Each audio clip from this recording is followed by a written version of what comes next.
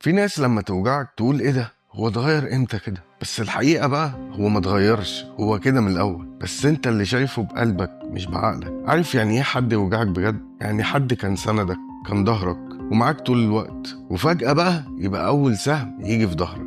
عارف الوجع ده مين السبب فيه؟ للأسف انت. لما كنت شايف وساكت كنت بتقعد تبرر، يمكن تعبان، يمكن ما يقصدش. بس الحقيقة بقى ان كان في علامات كتير، وربنا كان بيبعت لك إشارات، بس انت مصمم تغمي عينيك وتقعد تدي بدل الفرصة 10، وتقعد تدي اعذار وتسكت على مواقف. المواقف دي غيرك كان بيشوفها فضيحة، بس انت بقى للأسف كنت بتسميها ان دي محبة وتسامح. وبعدين تيجي اللحظة اللي كل حاجة بتتكشف فيها، ودي بقى المفاجأة، انك تتفاجئ بحاجة كانت قدامك طول الوقت، بس للأسف انت اللي معمي عشان كنت بتفكر بقلبك ما بتفكرش بعقلك. الناس دي فعلا ما اتغيرتش، الناس دي فعلا كانت بتمثل، وانت كنت كاتب ليهم دور البطولة في حياتك. بس خلاص بقى الدور خلص، صدق اللي قال ما تكبرش حد في عينك، عشان ما توجعكش الحقيقة لما يصغر. اللي يوجعك بإيده عمره ما كان أمان ليك.